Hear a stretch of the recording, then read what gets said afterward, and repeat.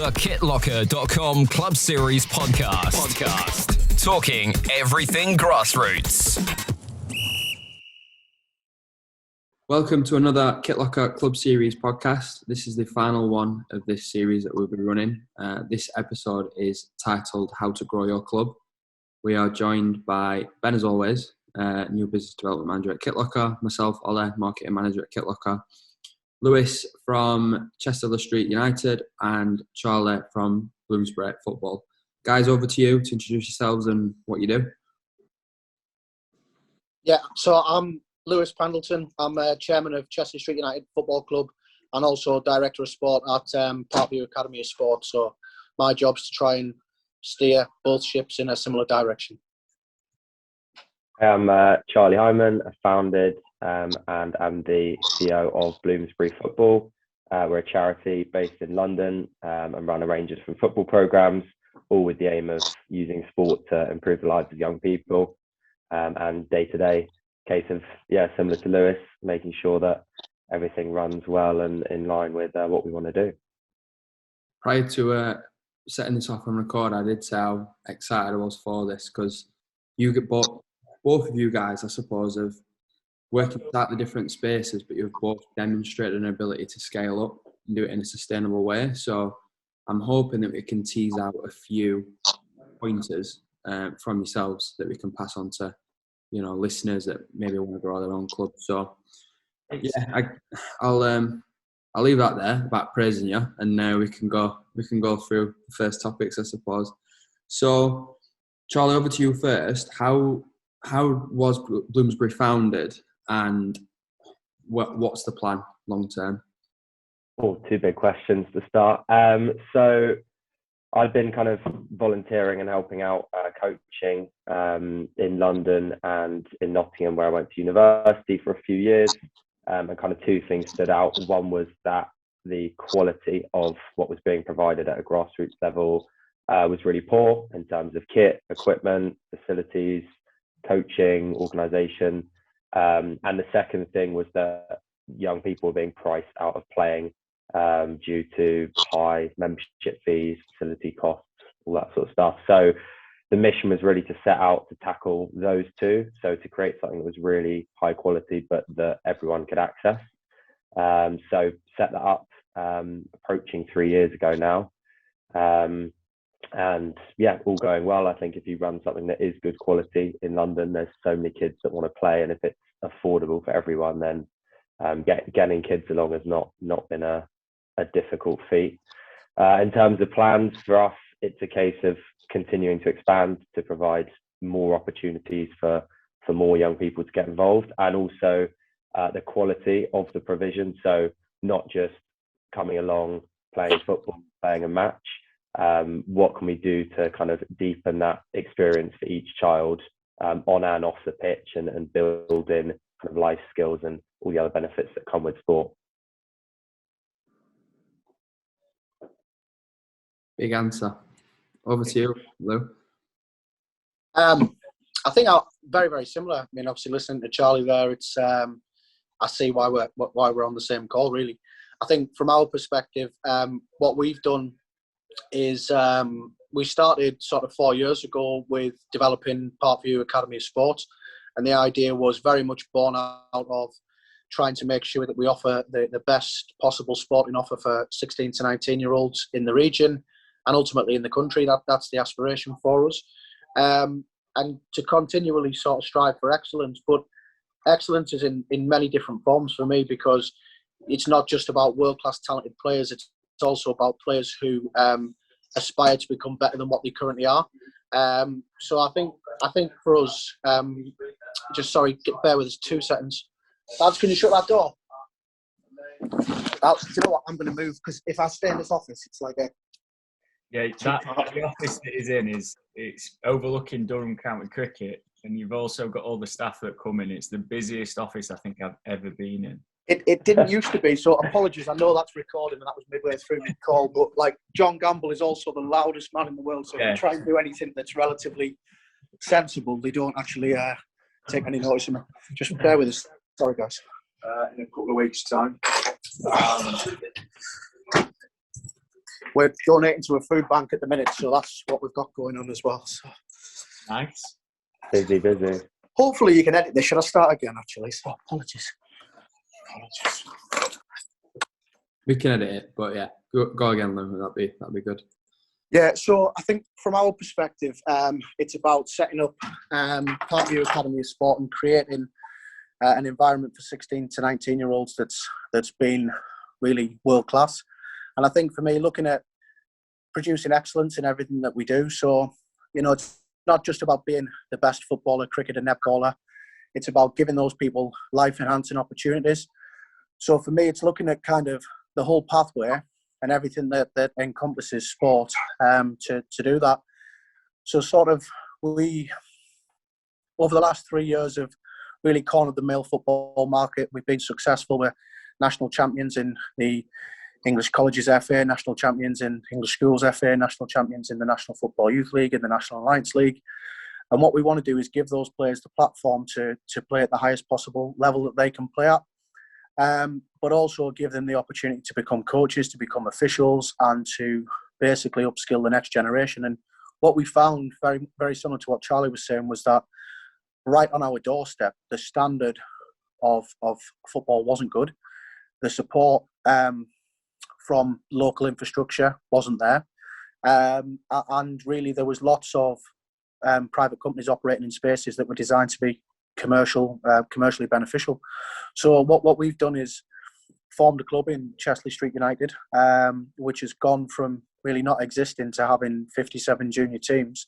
And that's because we've built a brand, we've built a product, we've built an offer where our core offer is that young players train twice a week. And key to what Charlie had said as well is that it's affordable. What struck a chord with me was that if you have to pay £20, £25 for subs and then another £25, £30, £40, £50 a month just to get coaching, that didn't feel right to me. So we've been able to come up with a product and an offer between £25 and £30 a month where players get 2 sessions, they get the kit, they get everything you would expect. And we've supported existing volunteers because what we found was volunteers were desperate to be supported by qualified coaches, and they have a huge role to play in our organisation. We couldn't do what we do without them. But there was a lack of quality in some of the volunteers' ability to be able to sort of take the players to where they wanted to go. So what's been really refreshing is you often have an opinion that if you come in and say, oh, look, we're going to do this coaching, that people screw their nose up and don't want to learn. And what's been really refreshing is every coach who's been involved from our under 5s, under 6s, under 7s, right the way through to the under 23s, have bought into the philosophy of what we're trying to achieve, and we've worked with them, and it's going magnificently well. We formed a senior club off the back of that, and we're in the process, as I was saying just before we went on call now, of developing a ground and developing a facility as we look to climb through the leagues. And the idea is to build and create an ecosystem so that our players who play, we currently play at step 7, but we're on the verge of going into step 6 now, depending on what happens with COVID. And obviously the season was curtailed, but we were joint second in the league with games in hand. So the lads had done really, really well playing senior football, and we knew that they would. Physically, they were capable. But this week, they're earning money. They're working on holiday camps. We're delivering a holiday hunger camp. We are delivering a football camp, a multi-skills camp. And we're in the process of donating £700 worth of food, which was the profit we generated, to the local food bank.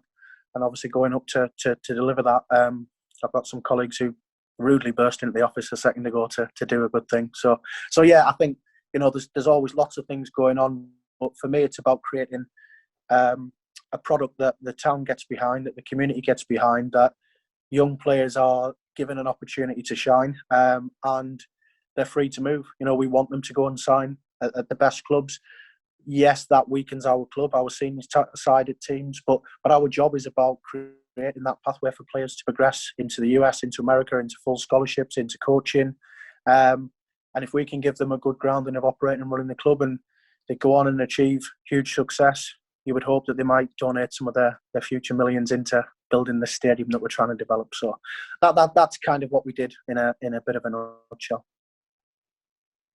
It's been interesting. I've been part of the journey with both of you. Met Charlie at Film House in London with Nike. And Lewis, I spoke to you when it was FC Education. And and the idea of FC Education was obviously the boxing and the football. And now you've developed Chester Street United. You've obviously been based at a great facility. And just seeing you work in so many different areas, things in many pies, I guess is the Del Boy way to say it, but it's been great to see it all come together like it has done in this past 18 months, especially with the grassroots, because what I think you've got with Parkview and Chester Street, you've got a very clear pathway, and you have that identity of elite as such or sub-elite youth football, as well as the grassroots side of things with a clear brand and a clear vision. It's from the FC Education, where you've spoke to me about all your plans and your ideas to what you wanted to achieve, to now, it's great to look back and think you've actually done it, and not just done it like it was a shock to have done it, but how you've done it has been very quick, very unique, and very smooth. It's been fantastic to see. Yeah, and it's been a lot of hard work, and it's not I get the job of steering the ship. I'm fortunate to have brilliant people who work for me, work with me, who help sort of make the visions and make the dreams come true, really. And I think that's massive. I think the skill in being able to bring people together and share a vision and share a journey. Like, in my head, I always knew what I wanted, but to draw it on a piece and write it down is, like, as you say, we've kind of gone lots of different ways, and there's lots of spinning plates, but they all add up to the same equation. There's a common purpose, and that purpose is to enhance the community, not just from a football perspective. Yeah, Chesley Street United is a massive part of what we're doing, but to give you an example, our rowing academy, we've just got a girl accepted to Harvard University. Like that, the job that we do changes people's lives, and that's the reason that I get up early and I work late, because you believe that you make a difference and you help people to make a difference, and that's what motivates us and me in particular, I suppose. Fantastic. Very, both of you are very eloquently put, I think. And from the outside looking in, I think you both, I'd say living the dream is probably the wrong word, because there's clearly a lot of hard work that goes into it. But I imagine that there's hundreds, if not thousands, of people that run their own, clubs or academies or whatever it may be, that would like to get to where you guys are both at. And the one thing that I've taken away from what you've both said is, one, surrounding yourself with people that are good and they've got a similar vision, but also making it accessible and affordable. The next kind of topic that I did have was, how did you grow teams and how did you grow members? And I think that to an extent we've kind of got an answer there in terms of it being affordable and accessible, but I presume there is more to it than that, to grow members and players and everyone else. So Charlie, I'll start with you. Like, what is not the secret sauce, so to speak, but what's the pathway of how you've done it? I think the most important thing for every club is word of mouth, and it's something that will happen naturally, but it's also something that you can promote and push. And if you provide a great service and do things that make people talk about you in a positive light, then you will get more people joining. And that has been, from day one, the majority of people that have joined have been friends of friends, school friends, recommendations, parent to parent. But as you say, like, it's also a case of pushing the other side of your branding, your marketing, your website, having these things in place so that when people do come and look or inquire or are interested, you are the ones that stand out.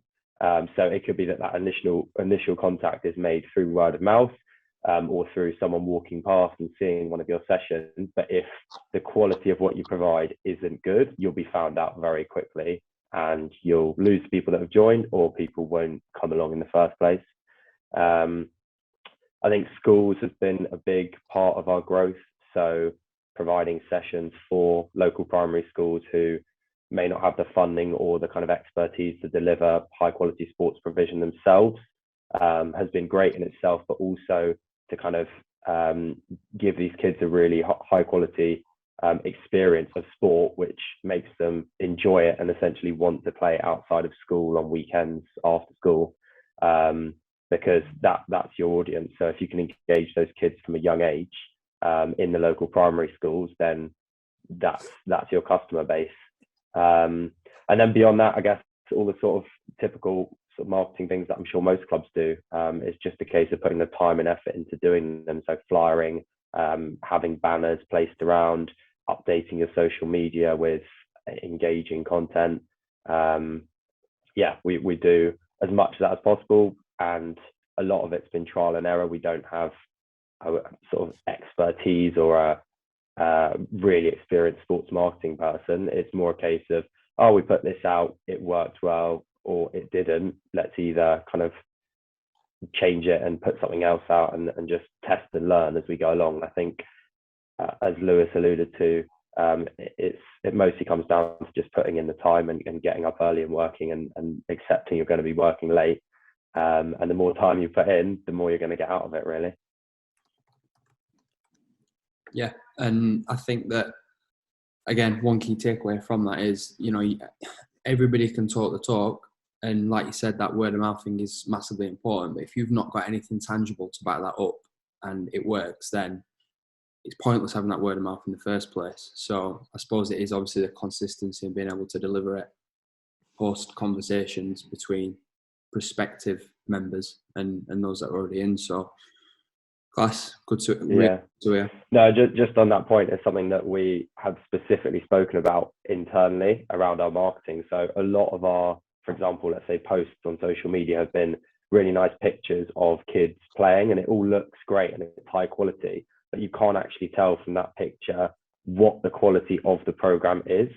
So we're starting to go down the route of, for example, like miking up a coach, so you can actually see the coach in action speaking, because you obviously get a lot more out of a video than you do out of a photo. So kind of being brave enough to actually expose ourselves and say, this is what the program looks like, in an authentic manner, is the route we want to go down, and what I would also advise kind of other clubs and organisations to do.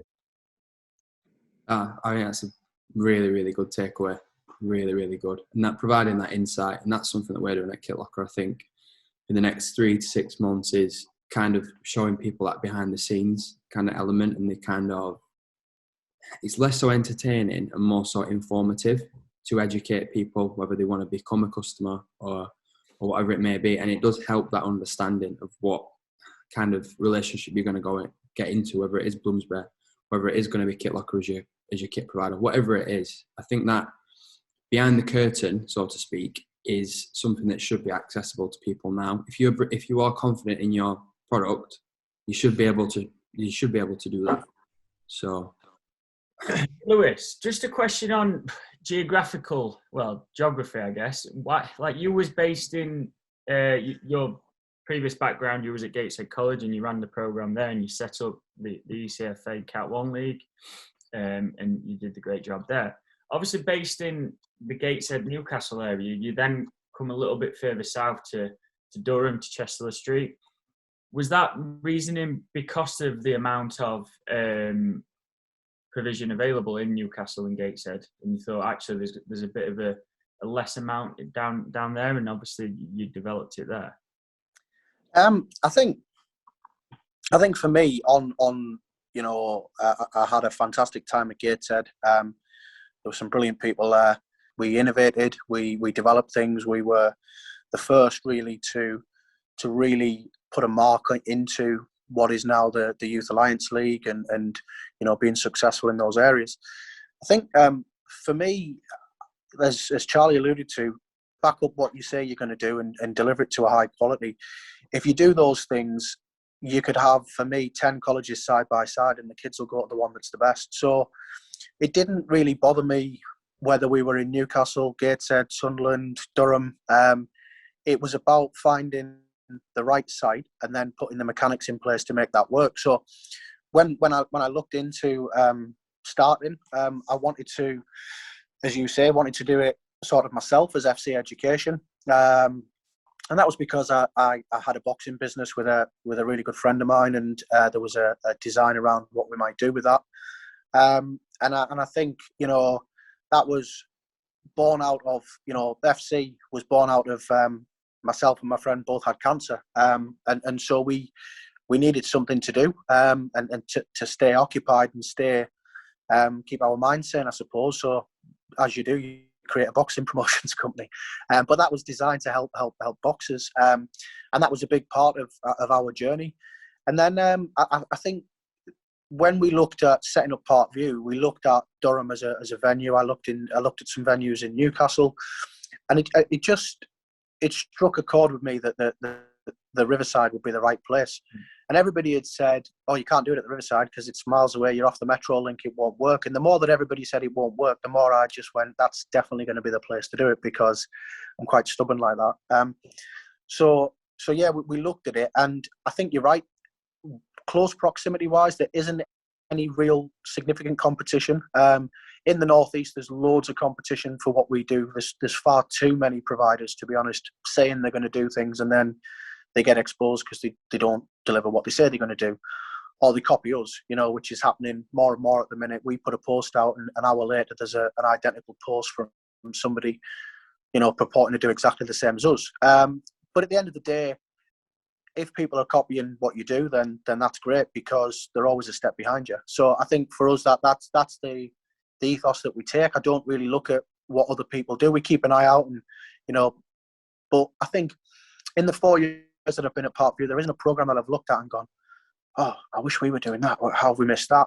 And that's because we think about it all the time. There's discussions all the time about how do we change things, how do we make things better. So we win a trophy, we throw it in the boot and go, right, what are we doing next year? How do we change this? What was it? Most people would go and have a beer and celebrate. My head goes, right, what are we doing next? How are we going to improve that? So I think, yeah, the site itself is great. It has limitations because of it's not on a metro link, so it's difficult. But we get around that with providing buses in those areas. And they're our greatest marketing tools. We have fully branded up buses that drive through Newcastle, that drive through Sunderland and Durham, and they're all over the place. So as long as our drivers are sensible, it's a good thing to have. So, yeah, I think really for us that what Charlie was saying there is quality shines through. So if we put out a social media post that says we have PlayTech vests, every kid has a PlayTech vest and pod. If we say we don't buy 3 and pretend we're using them, we deliver things properly. So, and there's never really been a thing that I feel as though we've done that's been a marketing gimmick, because everything that you do is around promotion and marketing. But when you fundamentally believe in what you do, when, I wholeheartedly believe what we do is the best. For me, yes, it's a job, but it's a passion. It's kind of sports, what I've done my whole life. And I still remember what it was like to leave home at 16 to chase and pursue a dream as a trying to become an athlete. And I think that those things can never be lost. And every single kid that we come into contact with, from the 30 odd that we started with, Ben, to the 250, nearly 300 kids we've got now, I know them all by name.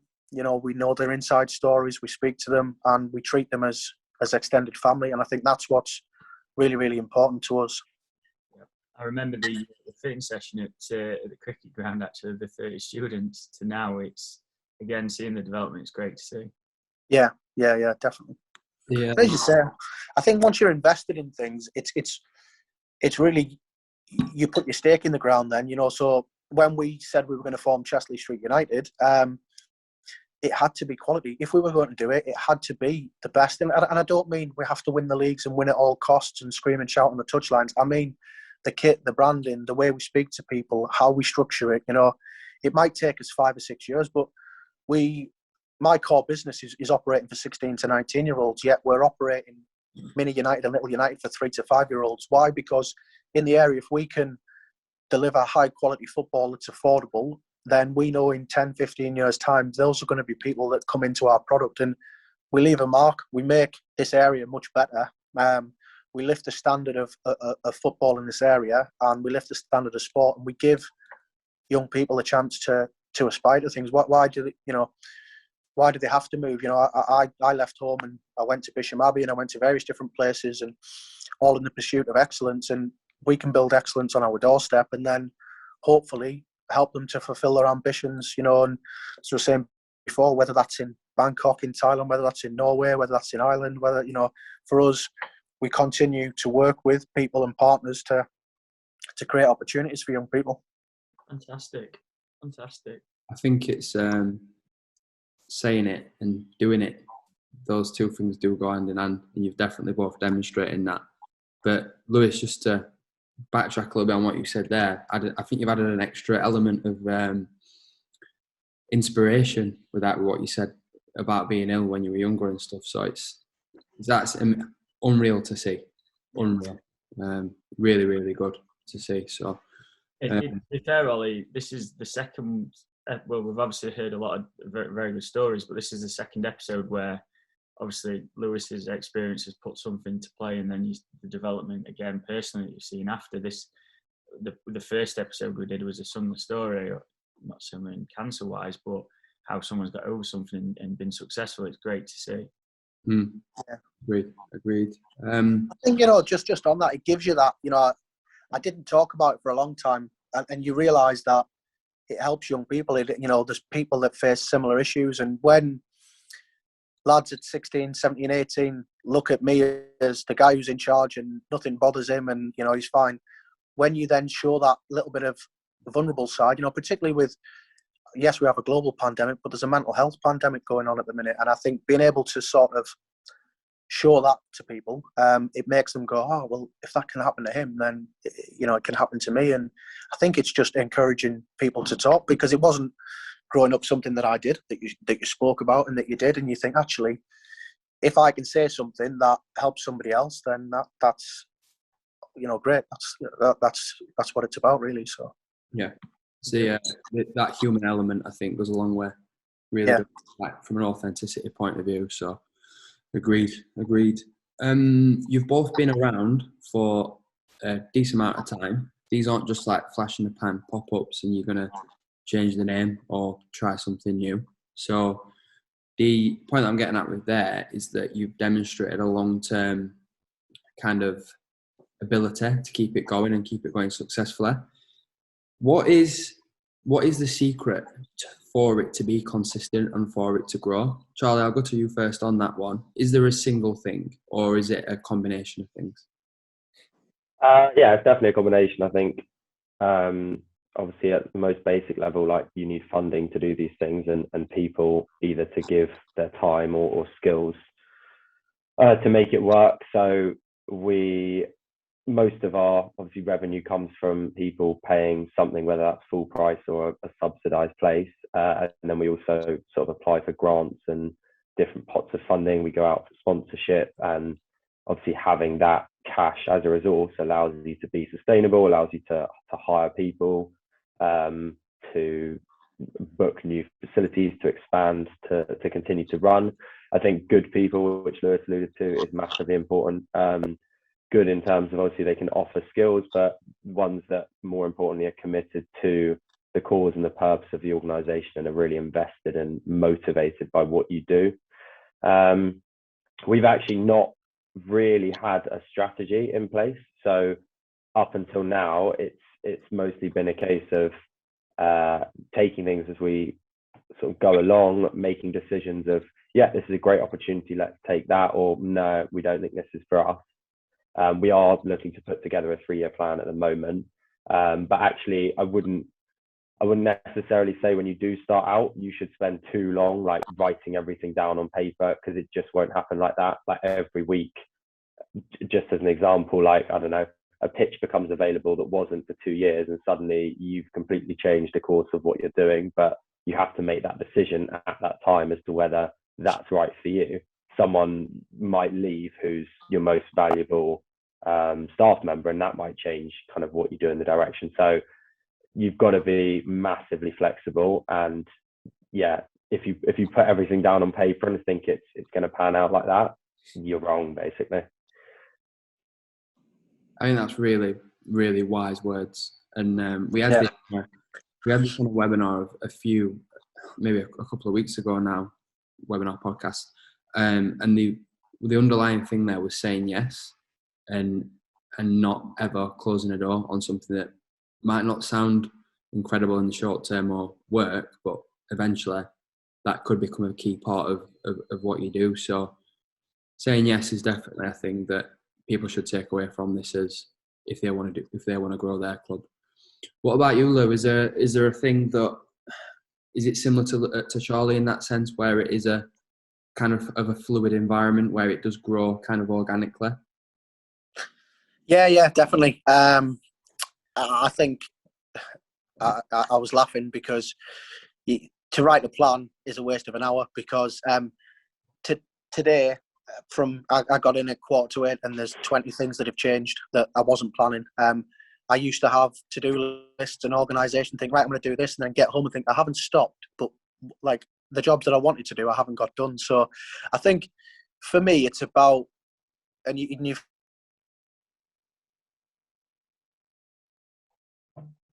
As he froze. critical, and I think we are, because sometimes you just end up doing so much that you think, oh, I need like to switch my phone off for 2 days and just have a weekend off. So I think striking the balance is really important, because whilst we're relentless in our pursuit of it, I can't expect the team to put in the hours that sometimes we put in, but they have to understand that it's not a 9-to-5 job. It's not a come take your money and go home. It has to mean something. That has to, I did a big sort of staff briefing before we came back after the first lockdown, and for me it was about that passion. And if you don't want to be successful, if you don't want to win, if you don't want to give your all every single time that you're in here, don't work for us, because that's what the culture that we take. And like I keep reinforcing, it isn't, I don't mean winning on the pitch, I just mean in what we do and how we deliver things. So we have a bit of a saying, and everything matters always, and that for me is the two things that we do. So whether you're talking on a podcast, whether you're talking to students, talking to parents, sending an email, teaching an active IQ lesson, delivering a session to 3-year-olds, it matters. The way you carry yourself, the way you speak, the way you talk, the way you're dressed, your social media, it all matters. So I think for me, it's being consistent. It's accepting that you can't always be where you want to be. If I won the Champions League tomorrow, would I be happy? I doubt it. And my colleague John Gamble said to me, like, when will it be enough? What do we hope for? And I don't know. I don't know what the answer is to that, because we've had lots of incredible success stories over the years. Probably too many to mention, but it's just helping people. I think being driven. I couldn't really do anything else. I look and think, what in the jobs market, what else could I do? So, and then to describe my job is kind of, I'm not a teacher, I'm not a head teacher, I'm not a coach, I'm not a strength and conditioning coach. I'm just a bloke who talks a lot and pulls things together and helps people. So, it's a bit of a strange one, really. But it's great. I mean, I think loving what you do helps. I love my job, and it's a close second behind my family, to be fair. So, to get up and not feel like you're working every day is a nice feeling. Charlie, with going on, I don't think we've really alluded to, obviously Chester Street's up in the northeast, Bloomsbury's based in North London.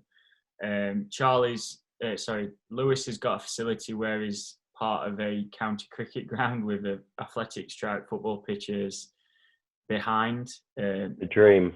You're building a facility. Charlie's in an area where you've really got to fight and get into battles and pay a lot of money for football pitches.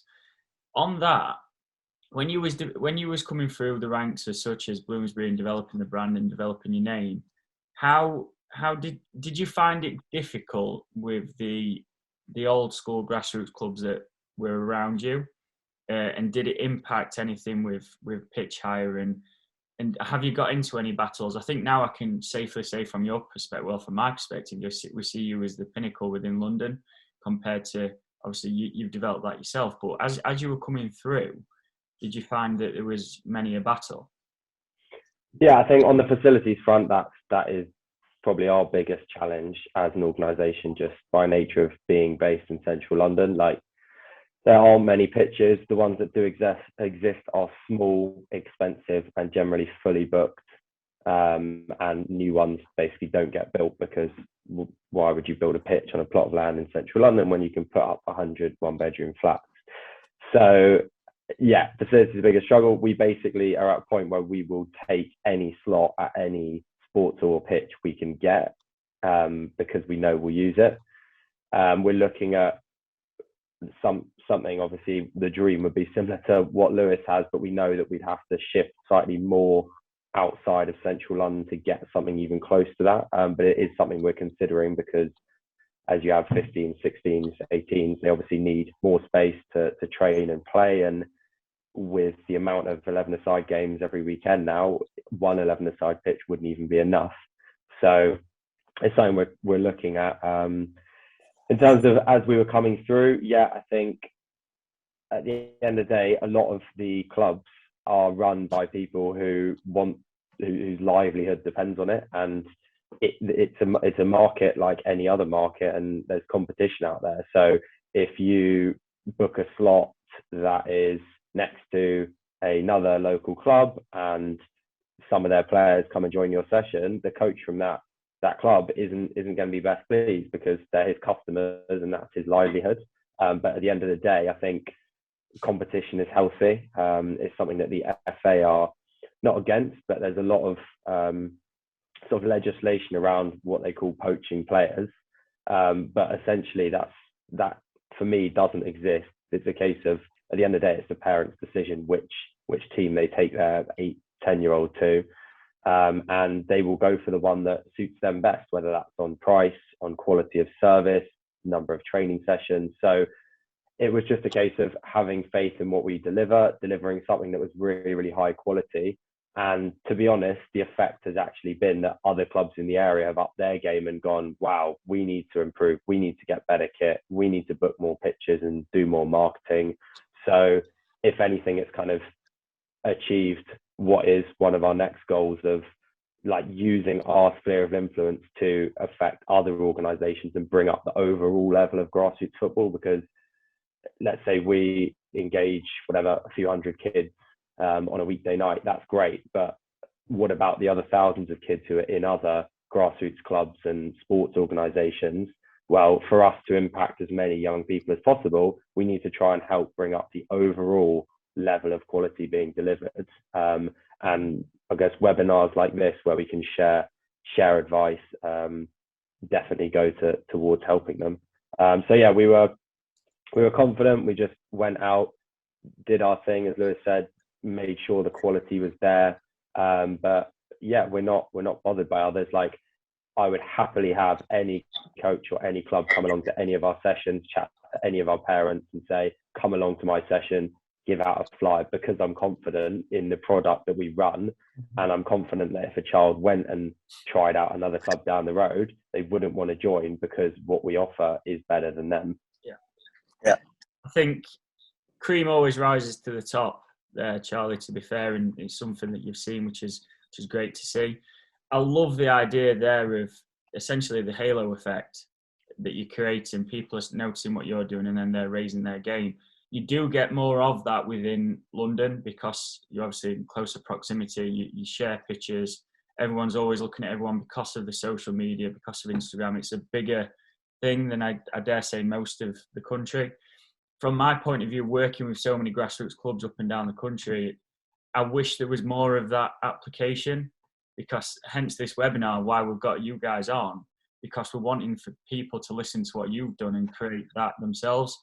A lot of grassroots football clubs are still doing the same as what they did in the 90s. They're still doing the same in the 80s, kind of the way of running things and not striving forward. We've alluded to a lot of different things on these calls, but that's a big fact, the factor that you've just mentioned, the halo effect and noticing what you're doing. Because I say it to clubs, I was like, are you checking out what Chester Street are doing in your area? Checking out what Bloomsbury are doing? Why should I do that? Well, because they're getting noticed. They're not just getting noticed in terms of players coming and parents noticing, sponsors, investment. They're talking to the council. They're getting the opportunity to develop here at X, Y. And, oh, right, well, I didn't think of that. Well, yeah, open the doors, see what people are doing. And it's good to have clubs like the both of you where we can use as case studies to say, look, this is what these guys have done, go and speak to them. And I think you'd both be quite open for people to, well, if I spoke to a club, Charlie, would you mind talking to ex-United just to give him some advice, and Lewis in the area and things like that as well? Yeah. I think what Charlie said there, Ben, was really, really keen. It's exactly what we say to everybody, like, go and try everybody. Go and try all the clubs. Go and try all the academies, because we have confidence that, like I use the analogy, if you had every college or every club lined up side by side, they'd walk through our gates and our doors, I believe. Maybe not if there's Bloomsbury and Chesley Street United right together. It would be interesting, like 50-50, because we sound very similar. But I think for us, you're 100% right. It's just when you do things, and I don't think it's particularly difficult. I think it's just having a foresight. You know, we look at the facilities. Yes, okay, we're not in central London, but we have very, very similar issues in terms of the facilities, because we have a licence on the 3G pitch during the day, but on a night time, our club makes up 92% of that booking, but only because I spent a year and a half trying to get, you know, Rangers and Celtic together in the two local boys clubs and merge them to sort of work, and they saw the bigger picture that actually working together means that collectively the whole of the area gets better and things improve. So you need to go and do that. Drop that stuff off. Are you not coming? No, I'm in the middle of a call. Thanks. That's John Gamble, by the way. That's John. The madman. He loves to be on a podcast. He's upset that he's not on this live podcast, and he's late for dropping off the food. Is it okay? Go, man, go. So, see what I mean? If I disappear for 20 minutes, the whole world stops, I think, in our environment. So yeah, no, I think for us, we have those similar issues, and what we've done with our new ground and provision is we're building a 3G in spite of and not because of the FA and the Football Foundation. Now, we basically battled for the last 2 years, and we were dismissed. Oh, it's a school, and you're not really that important. And we're dealing with the FA, we're dealing with other organisations. To all of a sudden becoming a massive organisation where everybody wants to work with you. The council wants to work with you now. The cricket club want to really invest with you, because they see that it's not just a bloke with a mad idea. It's actually all coming together. So we've taken the vision of bringing a junior club together, but taking a financial risk to build our own 3G, because for us to continue striving at the level we want, we need more than one 3G. We've got one already. We need a second one. And to be fair, we need a third and fourth the way that we're going. So I think, you know, that's been critical, but we're self-funding a 3G pitch because the local facilities strategy identifies the need for 3G pitches in the area.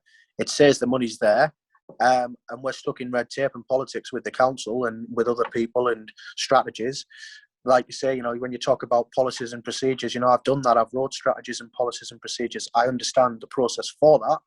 But it's so limiting in players' development, because the council say you've got to wait 3 years. Well, those under-7s are no longer under-7s. They've left the game by, if we haven't done our development work with them over 3 years, they're not engaged. They're on TikTok all the day, and we've lost them to community sports. So we've taken that chance to say, no, we need to make sure that we build this. We take the financial risk to do so.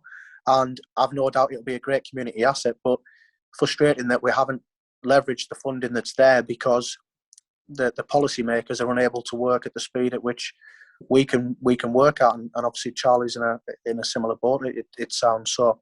I think for me, it's sometimes just, you know, when I talked about being relentless before, I just don't accept stuff like that. When somebody, oh, you can't have a 3G pitch, you can't do this. We don't accept it. We say, right, well, we have plans A to Z, and we'll implement one of them, and hopefully it'll be for the right reason. So. I'm just going to rename Lewis's iPhone to Mr. Grassroots of the North East. Charlie, you can be Grassroots of London as well. It's so fascinating to listen to, like the pinnacle of like what you're doing. It is class. Moving on from that a little bit, I'm not going to bore people that are listening to this with the nitty gritty of embellishment, but we're obviously both very fortunate that you guys get your kit from Kitlocker. And Lewis, I know that you've had like power-up designs on your kits before. You've used colours which are really striking from the Nike catalogue, and it really does show on the pitch of what it looks like.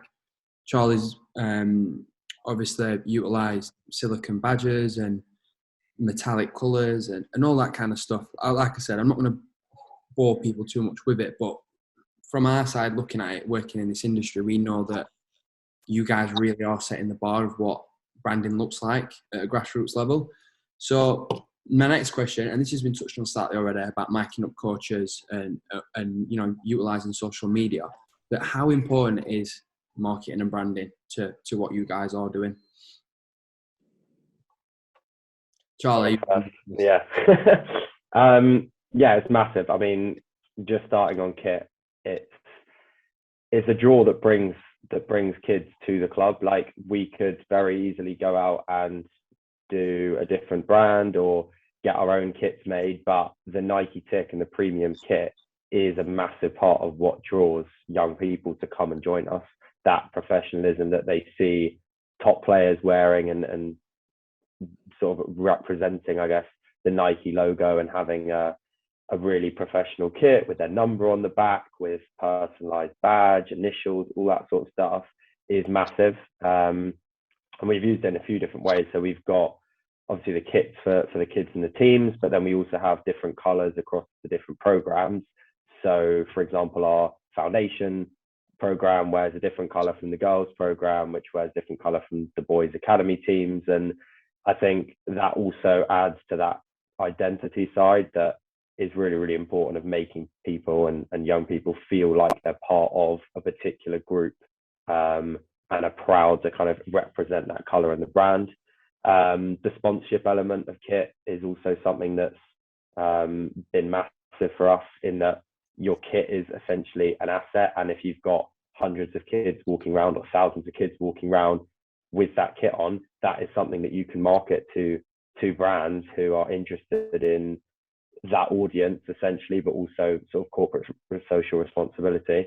And then just, yeah, from a more general branding and marketing point of view, I think with increasing kind of competition from gaming, Netflix, YouTube, all these other platforms, and I guess things that are competing for children's attention and time, we need to up our game. Like, a child isn't going to come along to something that doesn't look good on Instagram, that doesn't feel professional, because otherwise they'll just sit and play FIFA instead, or go to something which is enticing and well branded and I guess technologically advanced.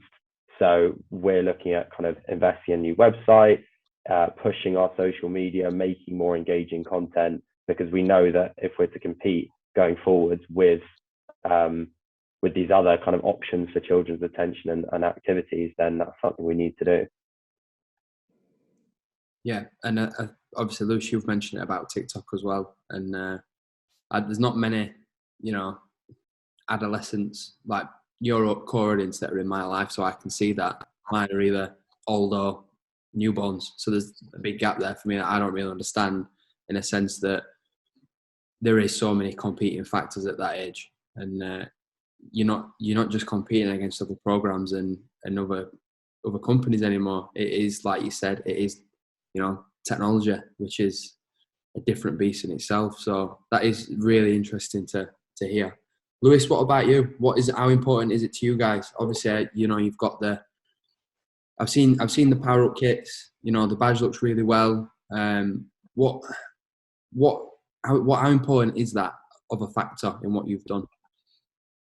I'll have to be careful, because there'll be a chap asking for more money if I say it's really important. But I think for us, no, it's essential. You know, and I use this a lot and say, you know, if you build a shop on the top of Mount Everest, no one goes and sees it. So your branding and your marketing is the first thing that people see, and it's got to be on point. And I think we took a big decision to move over to Nike, and you know, my marketing manager is obsessed with Nike, and I think he's right. It's the brand that young people want to be associated with. It's, you know, it does everything. And I think, to be fair, you know, having been involved with kit suppliers for years and years and years, everybody sort of says they have like club shops and web shops, but they're always a bit clunky and a bit sort of difficult. And I think what's been brilliant about working with Kitlocker is that your web design and the way you integrate it into our platforms look class, they look quality. You know, we, without asking you, you sort of use our backdrops and banners, and when we get the first brief, it's pretty much on point where we want it to be. So it's good to sort of align yourselves clearly to Nike, but also the work that you guys do on socials is brilliant, you know, with all the clubs and the power up design. So I think for us, you get inundated as a community club, as an academy, where we get all these weird and wonderful offers from every kit manufacturer in the world. And I always peck Ben's head and try and get an extra 0.5% off stuff. And, you know, it never quite, he wins, to be fair, actually, all the time. So, but I think but to be fair, there's a quality, you know, and I like that and I respect that, because there is a price mark, there's a structure, and there's a quality, and there's a fair deal there that comes back in. So I think for us, you know, what's great is I see other local clubs in the area, you know, South Shields, who are a big club in our area, have just gone over to Kitlocker, and, you know, that for us is, you know, I think Gateshead have done that. And again, it comes off the back of us being there for the last 3 or 4 years and doing that, I suppose. But I think it's great to see how you're becoming the household name with community clubs and organisations in the area. And I think that's because the marketing's so good. So I think for us, marketing is absolutely essential. Having the right brands is essential. The social media, you know, we had a conversation yesterday, and I don't understand TikTok at all. My daughter uses it, but I don't get it. You know, Lewis, no, we can't be that college that has a TikTok account. What are you doing? We can't. No, don't. It'd be embarrassing if you have a TikTok account. But we find the engagement with young people via Instagram is essential. So you've got to be able to market to parents professionally, and you've got to be able to market for your organisations, your commercial partners, your sponsors, and have a format that's like that. But be sexy, be innovative, be current. And so far, I think we do that. I think we do that well. We could always do it better, but I'm pretty pleased with the way we do that. We always look to grow our content and try and grow our engagement, and hopefully things like this and you know, various different. I think there's things that we can do well, and you know, we talk about whether we have a strategy, but we have a bit of an idea around the digital strategy of the things that we want to do. We just need to work out, you know, how to get there. So, you know, for 4 years we've taken pictures on an iPhone. You wouldn't know that from our social media. We've only just spent 800 quid on a camera yesterday, to be fair. So, you know, it's again, you don't have to have green screen studios and all those things to make it look current. You can do that with a bit of innovation and somebody willing to learn and work hard. So I definitely second that. That's literally the first year. All we did was photos on a phone, and it was me doing it. And I'd never done marketing before, but you get out there, you take your photos, you see what works, what gets engagement, because up until now, we haven't had the resource to have, as you say, like green screen cameras, someone to run the marketing side of things. But yeah, you've got to put in that time and effort to basically be where the kids are. Your audiences are on TikTok, are on Instagram, so accept it and make sure you're relevant and there. And it can be done with basically next to no budget and just a bit of time. I've appreciate both of you just mentioning on the marketing and photos and such. I've just been on your website, Lewis, while you were just talking there, and funnily enough, you're both very similar in the style and layout, the black and the metallics, as Ollie said as well, with gold. But I like the way in which the Chester Street website's aligned, where it's got all the information you need. It's simple. You've got the partners on there, but then also I think on the third scroll down, you've got the sponsorship packages. So that's and that's aligned, and then beneath that you've got the kits with your sponsor there. I think as you're getting into this 57 into a bigger club like you are, super club almost, the 57 team barrier, like that's something that needs to be relevant and clear. And for each manager, they need to know the way, what information you need, the pricing, and that allows that commercial to always come back in. And I think for us on that, Ben, I mean, what we. Oh no.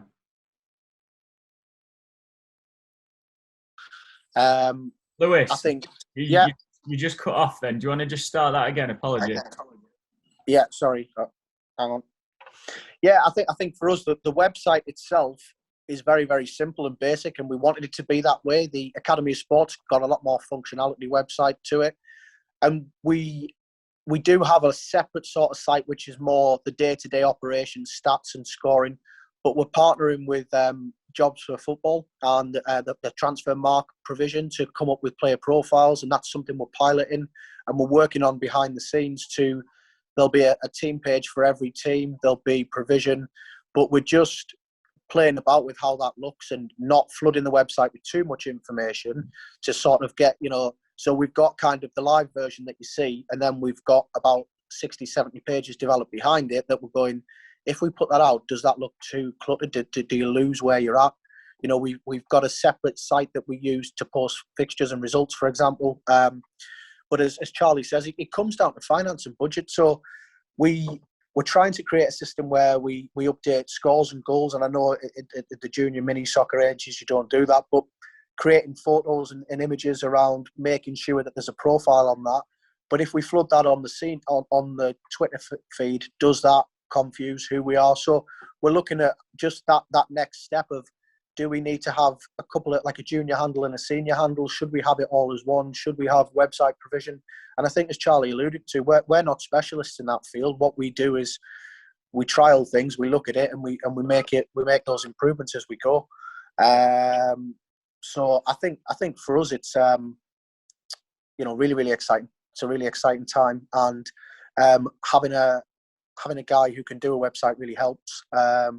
But ultimately, it's something that we're trying to make it functional more so than. But there's loads we can do to it to improve and make it better, and tapping into your guys' expertise. And I know Ant's done that with Kitlocker in the past and has asked for help and support on various different ideas is great, because we don't have that. We don't have lots of marketeers and digital media strategists and all those. And I find working with, like, we work with Durham Cricket Club who are great, but for them to have a post to go out, it's got about 8 layers of filters before it goes out.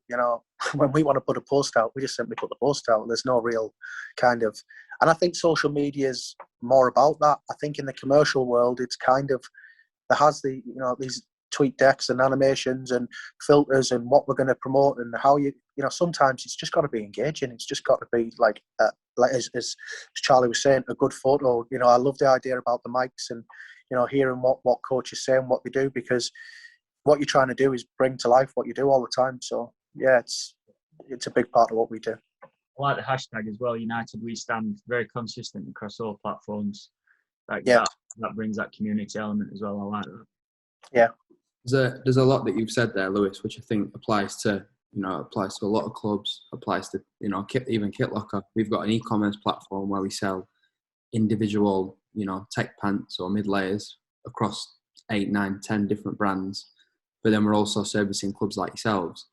It is very easy to get that mixed up and lost, and you do want to project what you can do to the right person. And we've got 7,000 products on kitlocker.com, but you guys have maybe got a group of 20 on your websites that we power. So there's a very, very, it all leads back to the same thing of it's all product and we're all putting badges on product, but how we project that to you guys compared to an individual consumer is so different. So it is really refreshing to hear you talk about what your marketing looks like to players, but then what it looks like to parents. They're very, very different, and the fact that you even understand that and know that, I think is a massive step. And what you said about the website as well, like when Ben's gone on it, the hard bit is getting the traffic and having people follow you and go on your website. That is the hard bit, is building that up. The easy bit should be putting the information that you want, and you're experts in that, but getting the traffic and the inquiries, that's the hard bit. So the fact that you've got, and I think it's being genuine as well. So, when you look at it, Ollie, we recently announced Didier Gathi, who's a Celtic legend, who's come in as our manager.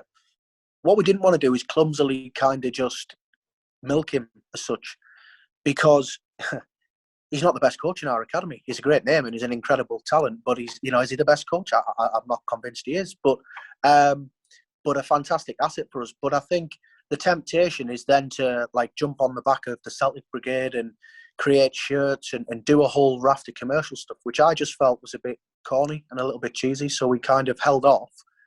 And yeah, in time we might do some power-up designs with bits of Celtic and stuff. But what we didn't want to do was just milk it for a quick buck to start with, because I think people see through that. So again, it's just trying to let everything grow organically. I think that's the hook.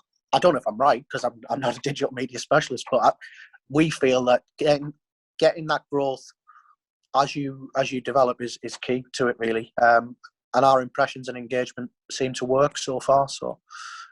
Yeah, I think the thing that you said that with there, Lewis, as well, is that Celtic fans aren't your audience.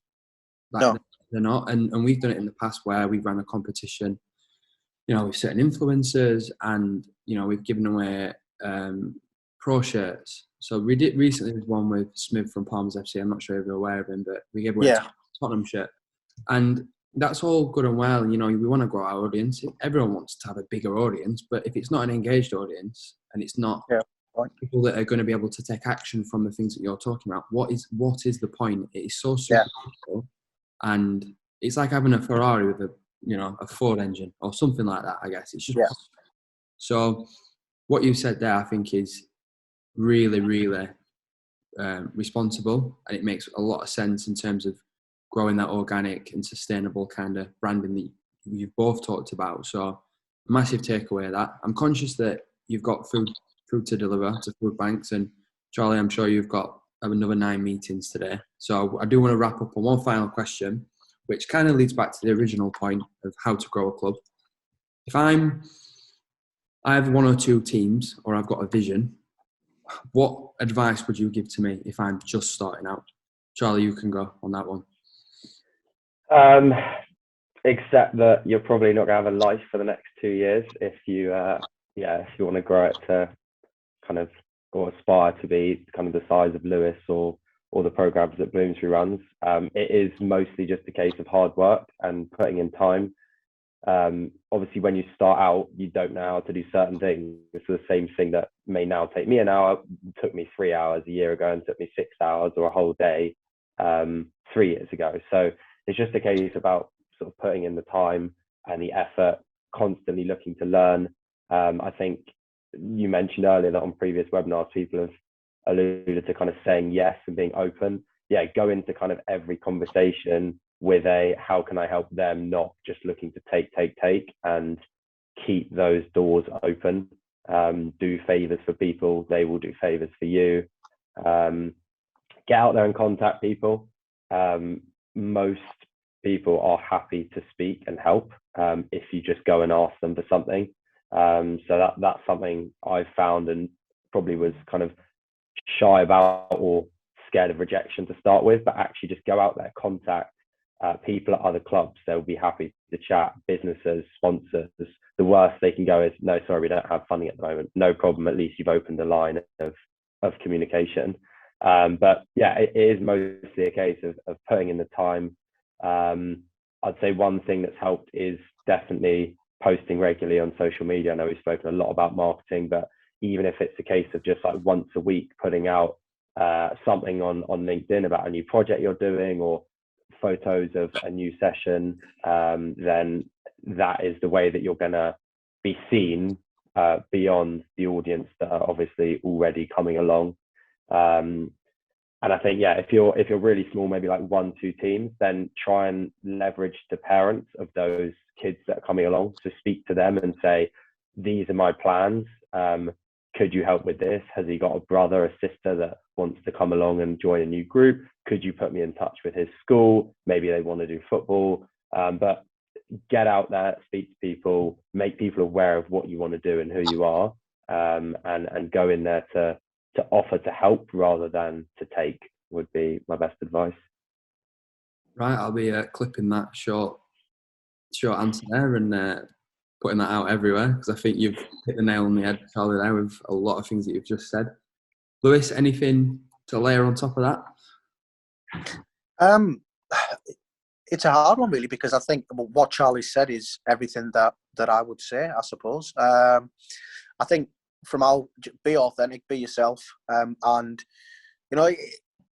just do things well. And sometimes, you can grow things really quickly. Sometimes you can't. I think it depends on your network, your ability to be driven. So, if you have a full-time job and you're trying to run a club for the good of your community and you've only got 2 hours a week, then you're not going to have the ability to grow it at the rate that I've grown it at, because I'm fortunate to have a full-time job and a supportive family that allows me to continue working 200-hour weeks, ridiculous hour weeks. So I think there's always limitations to what you can and can't do in the sense of time, but there's never a limitation in terms of your creativity and where you want to be. So it just might take you longer, and that's one of the biggest messages that we put out to kids is there isn't skills or ability. It's taught. You learn things, you improve things, but the more time you can commit to something, then the better you get, the quicker that you get. So I think for us, that advice would be to engage, get that support, expect to have more doors closed in your face than open, and don't be deterred by that, because if you did, then you would never get out of bed on a morning. So I think for me, it's about being resilient and having confidence and faith in what you're trying to achieve, and then building those networks with good people, looking at the brand, looking at how you put things out there. But most importantly, it's the people. The facilities to us, they're an irrelevance. It's the people, because as Ben alluded to, I was at a great facility prior to coming here, and what we've got is brilliant people, and those people are the ones who make the club what it is. The youth section chair, everybody who works really hard to drive things forward, has a common goal to make things right, and get people to buy into your vision and your goal. And I suppose that's my job description, is to create a vision and get everybody to buy into that and try and deliver that vision. But as Charlie says, that vision also changes minute by minute, day by day. So, accept that things are going to be different every day. But to be fair, you can achieve basically anything that you want to achieve if you work hard enough for it, I think. So. Yeah, I think on the kind of time v resources, that is really important for people to understand. So when we first started and wanted to set up basically a boys' academy with teams in every age group and a boys' foundation, that is completely different from now. We want to do it with girls, but we already have people who can help us with fundraising, a marketing team, social media links, contracted schools, a mailing list to market to. It's a much easier prospect because we have the resources, so we'll be able to do it in a shorter time. But if we didn't have any of that, we still think we'd get there. It just might take 4 years instead of 2 years. So I think that is important for people to understand, and just be patient and understand you've only got X amount of cash or X amount of hours a week or people working for you. So it may take a bit longer, but you can still definitely get there. There you have it, guys. How to grow your club. Really appreciate your time. Class, unreal insight. I'm sure Ben's probably got a similar kind of vibe to say on that. He's nodding his head. It's everything that we expected it to be, gents. It's you've exceeded that, so appreciate it. I think you both can probably get why we invited you to come on as well together, because very much the new way, the new world as such, and you've both been very successful. So it's great for you to share that knowledge with the people that are going to be listening here as well. The Kitlocker.com Club Series podcast. Talking everything grassroots.